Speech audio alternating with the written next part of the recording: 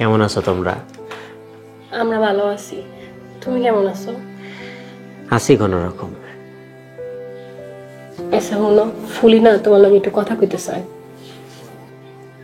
ভাইজান, আপনি আমার মাফ করে দেন ভাইজান। ভাইজান, আমি অনেক বড় অপরাধ করে ফেলাইছি, আপনি আমার মাফ করে দেন। ফুলি মাপ চাইতেছে কে? ভাইজান, আমি আপনাগুলো অনেক বড় বেইমানি করে ফেলাইছি। আমি ওই পোস্টি পাথরের কথা কামালের কাছে কইয়া দিছি, ওরাই আপনাকে বাড়িতে ডাকাতি করে সব নিয়ে গেছে। আপনি আমার মাফ করে দেন ভাইজান। তুমিই কও এখন ওরা কি করা উচিত?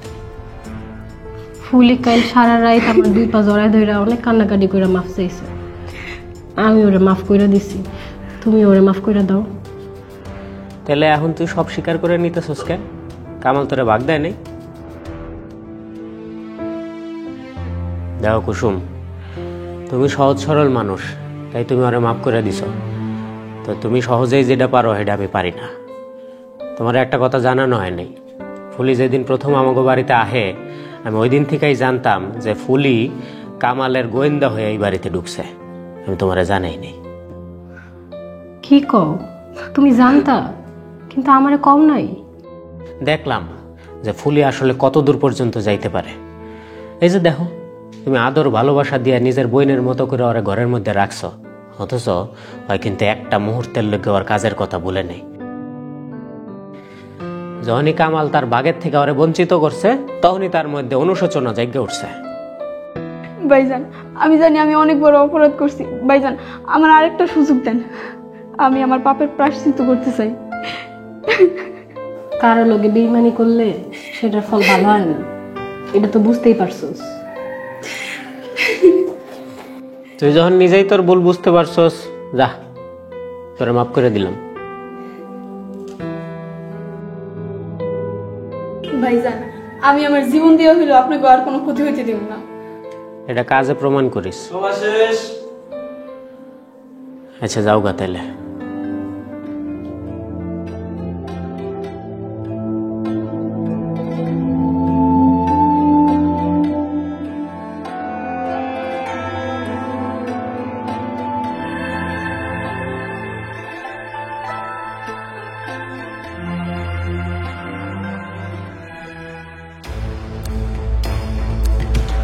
সবই বুঝলাম, এখন আমি কি করতে পারি কত?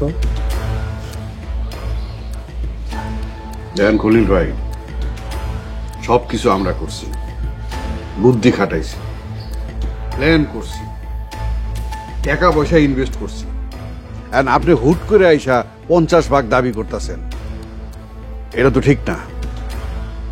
সবই তোমরা করছো, আমি যে কি করতে পারি সেটাও ভালো করে জানো। একে তো সরকারি সম্পত্তি পাচার করছো, তার উপরে আবার ডাকাতি করছো, এরপর যদি দুই একটা খুন হইয়া যায় সেইটাও কিন্তু তোমাকে সামাল দিতে হইব। কয়দিকে সামলাইবা মিয়া?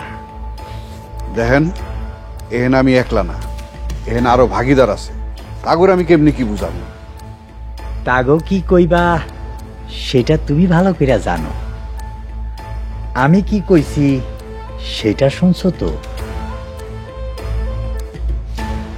তোমার আজকের দিনটা সময় দিলাম, কি করবা ঠিক করো, নাইলে আমি কি করতে পারি সেটা তো ভালো করেই জানো।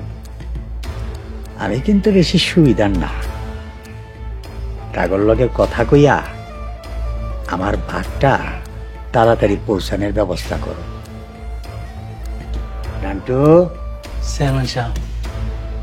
হালিম খারের রাস্তাটা দেখায় দাও।